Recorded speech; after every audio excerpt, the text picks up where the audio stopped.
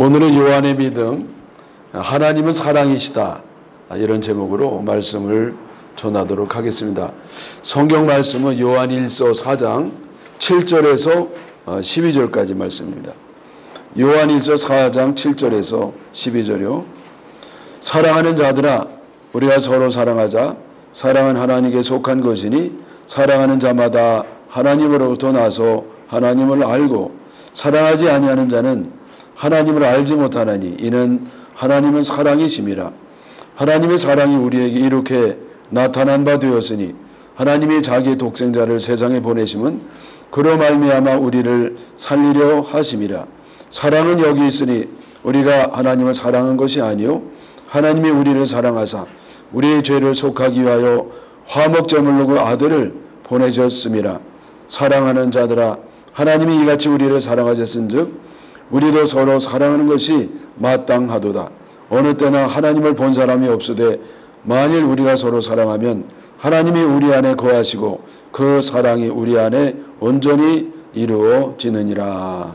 아멘. 여러분 잘 아시는 것처럼 요한은 사도 요한을 말하고요, 12 제자 가운데 한 분입니다. 그리고 사도 요한은 베드로를 이어서 2인자라고 할 수 있을 정도로 대표적인 사도이었습니다. 이 사도 요한의 나이는요, 예수님 또래였었다고 그래요.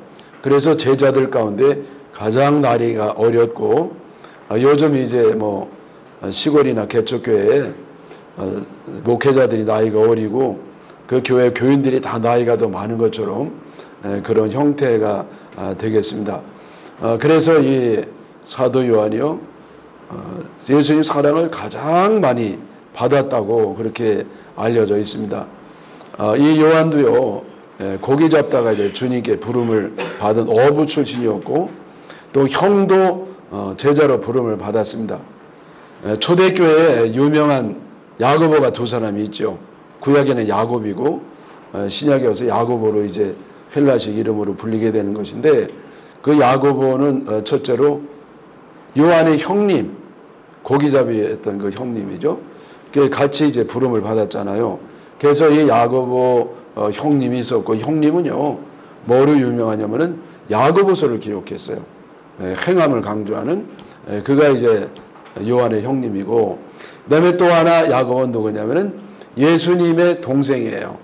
혈육의 예수님 동생인데, 이분이 예수님 살아계시는 동안에는 드러나지 않다가 예수님 승천하신 다음에 아주 굉장히 놀라운 활동을 합니다. 그래서 초대교회에 세 분의 그 리더가 있었는데, 베드로, 그리고 지금 말하는 요한, 그리고 이 야고보는 그 요한의 형님이 아니고 예수님의 동생이에요. 그 예수님의 동생이 또 이제 초대교회 예루살렘 교회의 리더가 돼서 교회를 치리를 했습니다. 그래서 야고보, 예수님 동생 아니고 이 요한의 형님 야고보에 대해서는 다음 주에 이제 말씀을 드리도록 하겠습니다. 이 사도 요한은요, 특별히 뭐가 유명하냐면은 예수님 어머니를 모시고 살았어요. 여러분 자기 어머니도 모시기 쉽지 않잖아요. 근데 이 요한은 예수님 어머니를 모시고 살았는데, 여러분 잘 아는 것처럼 예수님이 십자가에서 그 고난을 당하실 때 특별히 그 요한이 제일 가까이 있었어요. 그 요한에게 어머니를 부탁한 겁니다. 그 뭐 너무 고통스러운 순간에서도 어머니를 의지할 정도로 예수님이 효자셨고, 또 이 요한도 그렇게 효자였습니다. 그래서 어머니를 모시고 살다가 이제는 에베소로 이동을 하죠. 왜 에베소로 이동을 하냐면은 그 당시 예루살렘에 아주 극심한 그런 기근이 있었습니다. 그게 뭐 도저히 먹고 살기 어려운 겁니다. 그리고 아주 지독한 핍박이 있었어요. 도미티아누스 황제라고 해서 굉장한 그 핍박이 있었는데, 이걸 피해 가지고 이제는 그 어머니를 잘 모시려고 에베소로 이동해 갑니다. 이 당시 에베소는 세계적인 도시였어요. 그리고 여기에 에베소 교회가 있었는데 바울이 개척을 했죠. 그리고 이 당시에는 디모데, 바울의 믿음의 아들이었던 디모데가 감독으로 심부하고 있었는데, 요한이 그 교회 다니면서 얘는 이 디모데를 도와서 말씀도 증거하고 또 이제 설교도 하고 복음도 전파하고 그리고 무엇보다도 요한 복음을 이제 주님께 받아가지고 기록하게 됩니다. 이랬던 이 요한이요 거기서도 오래 못 있습니다. 왜냐하면 이때는 더 이제 극심해졌어요. 너무너무 이제 핍박이 극심해지고요. 무엇보다도 그 에베소 교인들이요 얼마나 공격을 하는지 몰라요.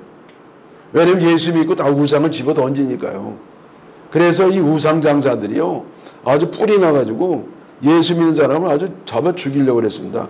그게 바울자도 그래서 잡혀 죽일 뻔했거든요. 근데 어쨌든 그래서 그들의 핍박이 있었죠. 또 안쪽으로는 영지주의라고 하는 이단이 그렇게 공격했죠. 그리고 이제 로마 정권에 아주 극심한 핍박이 있어가지고 결국은 황제 숭배 거절죄를 가지고 요한이 이제 붙잡혀 반모섬으로 이제 귀양을 갑니다. 여러분 황제를 숭배하지 않으면 그게 제일 큰 죄였습니다. 근데 이 기독교는 안 되잖아요. 하나님만 섬기게 되니까. 그래서 이제 결국 붙잡혀가지고 반모섬으로 위배를 가게 되었는데 여러분 아는 분은 아시겠지만은 반모섬은요 굉장히 척박해요. 그 나무와 풀이 거의 없고요. 거의 다 이제 바위 투성이 다닙니다. 그래서 사람들이 도저히 먹고 살기가 어려워가지고 여기에 어떤 사람이 주로 가느냐 흉악범들 그 죄인들의 그러니까 위배지였어요 거기가. 그래 아주 흉악범 아주 너무 이렇게 도저히 세상에 다시 내놔가는 안 되는 그런 흉악한 사람들만 가기 때문에 거기에 이 사도 요한이 섞어서 사는 겁니다. 그래 얼마나 어렵습니까? 네? 그래가지고 이 먹을 게 없어가지고 굶주림에 시달리는데 또 90도 넘어선 아니 사도 요한이 무슨 흉악범을 섞이질 않나 중노동했어요. 그때 유럽에 제일 큰 채석강이 있어가지고 그거를 이제 계속 아니 그 나이 많다고 봐주냐고요. 그래가지고 중노정에 시달리죠. 흉악범들에게 조롱당하죠. 그렇게 어려우면서도 이 사도 요한은 늘 밝은 얼굴로 기도하고 찬송하고 복음을 전파하고 그리고 무엇보다 중요한 건 뭐냐면 여기에서 하늘의 문이 열려요. 그러면서 이 사도 요한이 뭘 보느냐 계시를 하나님의 계시 이 세상 끝날에 되어야 대한 것을 하늘 계시를 받아가지고요 그것을 이제 쓰게 됩니다.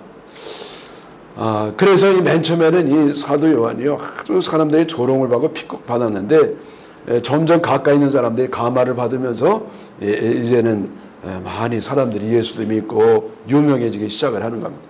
근데 이것도 오래 못 갔어요. 1년 반 있다가 거기 또 황제가요 네로나라고 하는 네로바라고 하는 황제가 이제 풀어줍니다. 그 모범수들을 풀어주는데 사도 요한도 여기에 섞여가지고 다시 에베소로 돌아왔습니다. 근데 에베소로 돌아와서도 사정이 나아진 건 하나도 없었습니다. 이단이 더 극심하고요. 이제는 교회 안에 거짓 교사들, 주로 이제는 유대인들이었어요. 그 유대교인들이 와가지고 너무 난리를 치는 바람에 너무 힘들었습니다. 그래서 이 당시에 벌써 이 사도 요한의 나이는 이제 90이 넘어가지고 100세를 바라보는 나이인데 이 사도 요한의 유일한 소망은 하나님께 하루라도 빨리 가는 겁니다. 근데 하나님 그 소원을 들어주지 않으셔요. 하나님은 원하는 것보다 피하는 것을 필요한 걸 주신다고 그랬잖아요.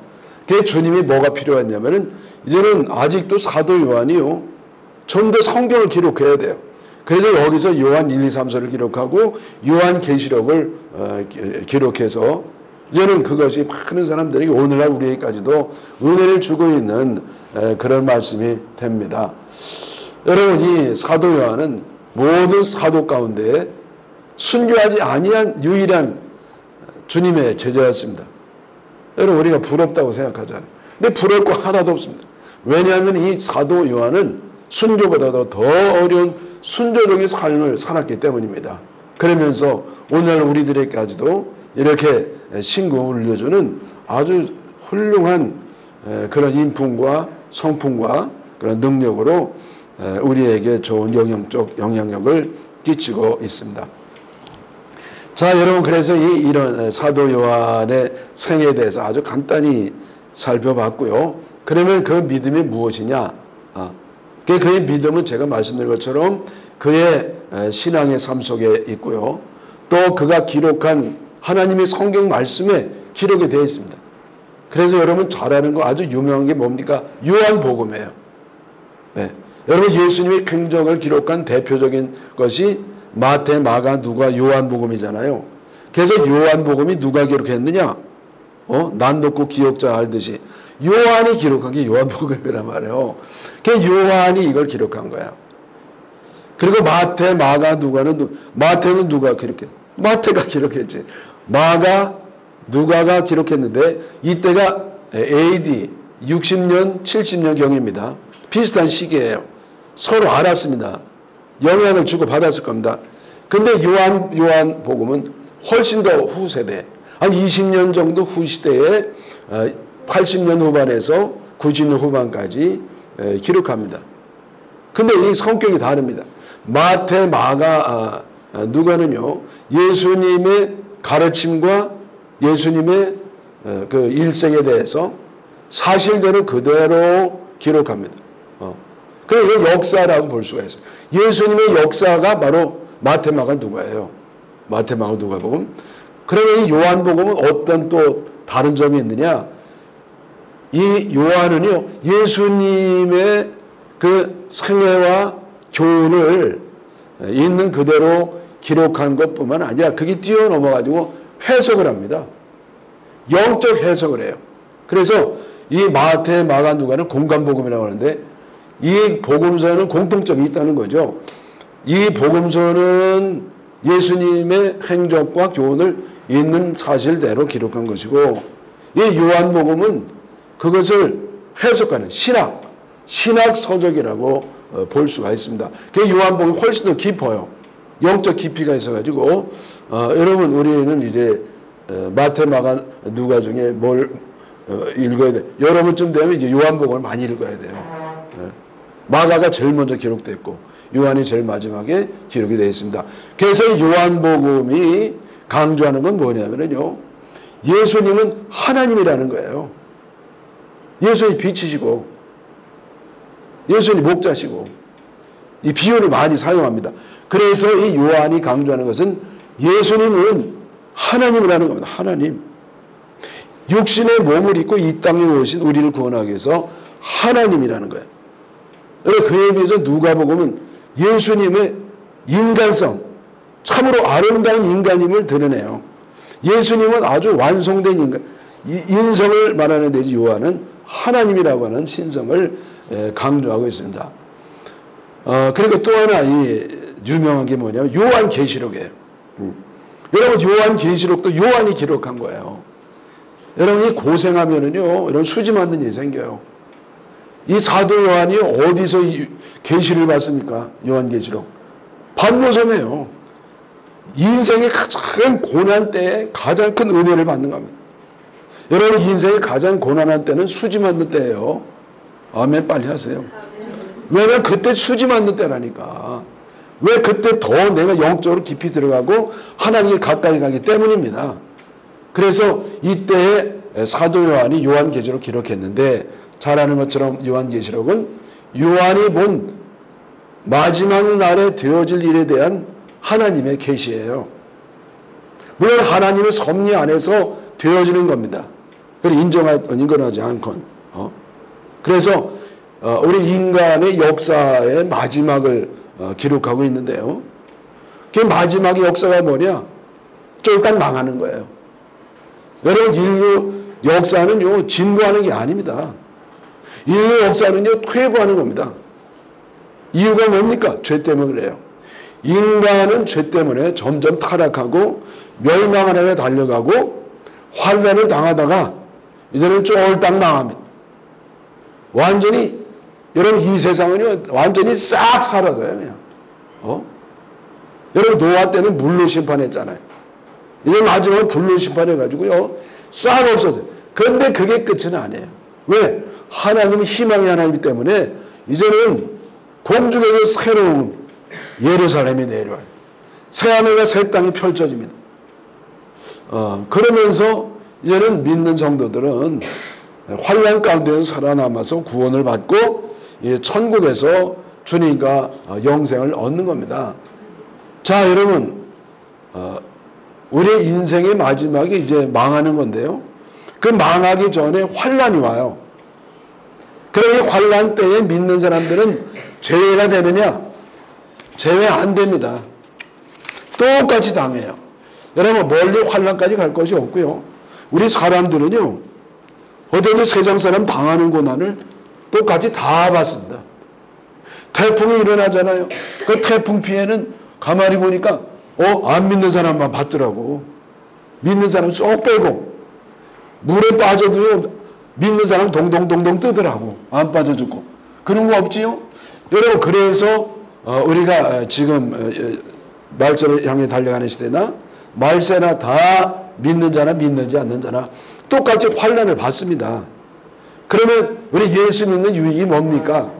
그는 제가 말씀드린 것처럼 환난을 겪지만은 환난 중에서도 택함을 받고 구원을 받는 겁니다. 여러분, 구원을 받아요. 그래서 우리는 하나님의 천국에서 주님과 영원히 동행하는 줄 믿습니다. 여러분, 이것이 구원의 클라이막스예요. 여러분, 요즘 우리는요, 저 세상을 잘 안 봐요. 이 땅을 너무 보는, 이 땅을 잘 먹고 잘 사는 것만 너무 봐요. 예? 땅을 좀 더 엔조이하고, 더 베터 라이프를 살고, 여러분, 이거는요, 저 영원한 천국에서 영원히 사는 걸 배우면 아무것도 아닌 겁니다. 그래서 우리는 이 종말신앙을 가져야 됩니다. 예? 여러분, 오늘날 우리 성도들이 가장 회복해야 될 신앙이 뭐냐? 종말신앙이에요. 저 영원한 미래를 바라보는 신앙. 여러분, 우리는 죽으면 그게 끝이 아닙니다. 죽으면 둘 중에 하나로 가죠. 예? 죽으면 다 끝이 아니라니까. 죽으면은요, 또 다른 세상이 펼쳐져. 예수 안 믿고 자기 마음대로 죄짓고 살던 사람은 회개도 안 하고 지옥에 떨어집니다. 그래야 예수 믿는 사람들은 예수 그리스도의 보혈의 은총으로 구원을 받고 은혜를 받고 영생의 축복을 갖는 줄 믿으시기를 바랍니다. 여러분, 저는요, 요즘 말세는 아니지만은 말세에 한 발 들어갔다 이렇게 생각합니다. 말세 초입세에 들어간 겁니다. 왜냐하면요, 말세는요, 정상적이 아니에요. 언제 말세가 시작하느냐? 비정상이 정상으로 여겨지고 정상이 비정상으로 여겨지면 그건 말세로 들어가는 겁니다. 자, 이러면 사람들이요, 사실보다 거짓말을 더 많이 믿으면 그건 말세의 시작이에요. 여러분, 올바로 바른 사람들이 오히려 악한 사람 취급을 받고, 여러분, 거짓말쟁이 사기꾼이요, 막 판치는 세상은 말세에 이미 한 발 들어간 겁니다. 그게 저는요, 이렇게 한 발 들어갔다고 봐요. 교회가 영적 능력을 잃어버려요. 여러분, 숫자 많은 거는요, 별 상관없어요. 교회가 영적 능력을 점점 잃어가면서 세상에 하나님의 영향력, 선한 영향을 주는 것보다는 세상의 영향을 받아요. 세상을 따라가요. 세상을 더 좋아합니다. 그래서 여러분, 이 교회가 세상과 별 차이가 없어져요. 그 사람들이요, 교회 더 이상 오지 않아요. 왜? 저는 하나 비슷한데 못하러 오겠어요. 배울 게 없는데. 네? 여러분, 그래가지고 이렇게 마귀 하수인 된 사람들이 영적 리더가 돼가지고 막 그냥 하나님 말씀 일하고 자기의 가면을 쓰고 자기 얘기를 합니다. 자기의 신념을 얘기하고요. 하여튼 복음이 인권이 됩니다. 하나님의 거룩한 권위가 이제는 민주주의로 교체가 됩니다. 근데 여러분, 더 심각한 문제는 뭐냐면은 많은 교인들이요, 영적 분별력을 장신하고 따라간다는 데 있어요. 그래서 여러분, 요즘 그래서 교회가 벌써 위기가 왔습니다. 그래서 우리가 이럴 때일수록 이 종말을 바라보는 신앙을 가져야 돼. 여러분이 종말에 가져야 될 신앙이 뭐냐? 그건 바로 인내하는 신앙. 참아야 돼요. 여러분, 끝까지 참아야 돼. 참다가 더러워 못 참겠다고 하면 소용없어요. 하여튼 끝까지 참아야 됩니다. 그래서 여러분 갈라디 6장 9절에 우리가 선을 행하되 낙심하지 말지니 포기하지 아니하면 때가 이르면 거두리라.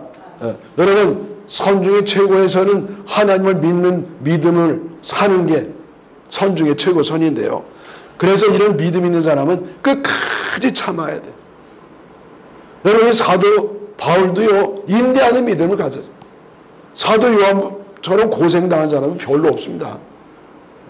빨리 가는 게 좋았어요, 사실은. 그래서 살아남아가지고 그 고생을 했었는데, 여러분, 요즘도 우리가 너무 고생해요. 여러분, 고생하면 뭐 정신적인 물질적인 고통, 경제적인 고통, 인간관계 고통만 생각합니다. 여러분, 요즘 경제적으로 인간관계는 얼마나 어렵습니까? 얼마나 어렵냐고. 근데 여러분, 이거보다 더 어려운 게 뭐냐면은 정신적 고통이에요. 정신적 고통. 그리고 이 영적 고통이에요. 여러분 세상이 바르게 안 가는 거, 바른 게 바르다고 판단받지 못하는 것이 얼마나 어려운지 몰라요. 그래서 여러분 우리 이때 뭐가 필요하냐? 그래도 믿어야 돼요. 결국 천지를 만든 하나님께서 이 심판도 이 인생의 종결, 인류의 종결도 주님이 마무리한다는 걸 믿어야 되는 겁니다. 그래서 우리가 환난 가운데 끝까지 참고 기다리는 가운데 주님은요 때가 되면 주님의 뜻 이루시고 우리를 구원하는 줄 믿으시기를 바랍니다. 그 다음에 요한복음은요 요한계시록 1, 2, 3서에 잘 보여주고 있습니다. 특별히 오늘 본문 말씀에 이 요한의 믿음이 함축이 되어 있습니다. 그래서 요한일서 4장 7절을 제가 다시 읽겠습니다. 사랑하는 자들아 우리가 서로 사랑하자. 예. 자 여러분 이 사도 요한의 그 교인들에게 교훈 이 요한 1, 2서고 뭐 요한서식 요한계시록이고 이거 다 통틀어 가지고 그 계시의 핵심이 뭐냐?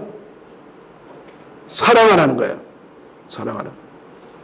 이것이 사도 요한의 믿음의 핵심이고 본질입니다. 요약판이고. 그래서 이 사랑이에요.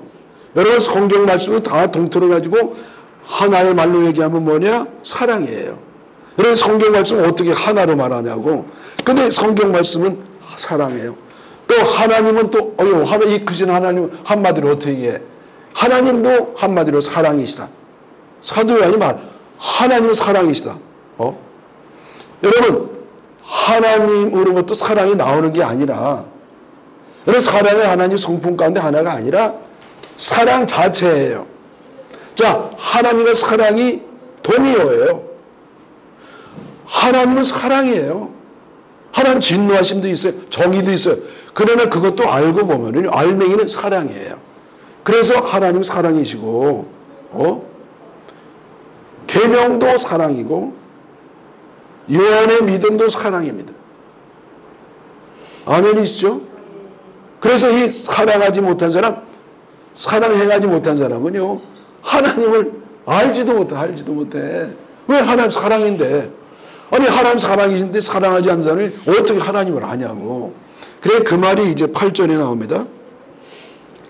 사랑하지 아니하는 자는 하나님을 알지 못하느니 이는 하나님은 사랑이심이라. 예, 아멘이시죠? 그래서 여러분 사랑하지 않는 사람은요, 사랑하지 않는 사람은 하나님 믿는 건 고사하고 믿는 건 얘기할 것도 없어요. 하나님 누군지 알지도 못합니다. 왜 그래요? 제가 말씀드렸죠? 하나님이 누구시라고? 사랑해요. 여러분 그래서 사랑인 하나님을 모르는 사람, 사랑을 안 하는 사람이 어떻게 하나님을 알겠습니까? 구원받으려면 하나님을 믿어야죠. 근데 하나님을 믿는 것커녕 알지도 못한 사람이 어떻게 구원받습니까? 그래서 여러분 우리가 교회 다니고 열심히 신앙생활하고 섬기면서도 세례도 받았고 직분도 받았어도요 사랑을 안 하는 사람은요 지옥 갑니다. 아니 벌써 지옥이 왔어요 그 사람에게. 사랑이 없는 삶은요 지옥의 삶이에요. 사실은 막 미워하고 막 용서 못하고 그게 지옥이에요. 근데 목사님 나는 분명히 하나님을 사랑합니다. 그래서 짐승 같은 인간은 죽으면 죽었지 내가 사랑 못합니다. 나 용서 못합니다. 여러분 이 말은 맞지요. 그러나 맞는 것 같지만은 거짓말이라는 겁니다. 거짓말이래요. 거짓말. 하나님 사랑한다는 건 말짱 거짓말이라는 겁니다. 왜 거짓말이냐? 여기 요한일서 4장 20절에 나옵니다. 4장 20절. 누구든지 하나님을 사랑하노라 하고 그 형제를 미워하면 이는 거짓말하는 자니, 제 말이 아니잖아요. 하나님 말씀이에요. 보는 바에 형제를 사랑하지 아니하는 자는 보지 못하는 바 하나님을 사랑할 수 없느니라. 자, 왜 거짓말이냐? 자, 여러분 보이는 이 가까이 있는 이 형제도 사랑하지 못한 사람이 어떻게 보이지 않는 하나님 사랑하겠느냐? 여러분 보이지 않는 뭐라고 또 다른 말로 환원할 수 있냐면은요, 가까이 있는 여러분 가까이 있는 사람을 사랑하지 못하면서 멀리 있는 사람, 생전 보지도 못한 사람을 사랑한다는 겁니까? 어떤 사람은요, 저 아프리카 그 생전 보지도 못하고 알지도 못하는 아프리카 선교사를 너무 기도하고 거기 선교를 많이 보내요. 근데 자기 집에 어머니는요, 그냥 저 방구석에 그냥 팽개쳐 놨어. 여러분 이거는 이게 완전히 이게 뭐야? 이게 위선입니다. 여러분 이 사랑은 가까운 데부터 멀리까지. 여러분 돌을 딱 물에 던지면 이렇게 원이 점점 커지는 것처럼 그것이 자연스러운 사랑의 과정입니다. 그래서 여러분 내가 형제 가까이 내 주변에 있는 친구, 여러분 친구가 또 원수가 되잖아요. 여러분 이 자매가 또 원수가 되잖아요. 여러분 교인들이 서로 집사끼리 원수가 되잖아요. 여러분 이거를 뭘 말하느냐? 바로 하나님을 사랑하지 않는 겁니다. 나는 하나님 죽어도 사랑한다. 아이 거짓말이에요. 거짓말. 하나님 볼 때는 거짓말이라는 거예요. 하나님 사랑 안 된다는 겁니다. 여러분 제가 이 목회하는 가운데 저를 이제 괴롭힌 사람이 좀 종종 있습니다. 다행이죠. 제가 인간이라는 걸 이제 보여주는 것이잖아요. 근데 제일 저를 괴롭힌 사람은 누구냐면은 신앙이 이렇게 별로 없는 사람이 아니에요.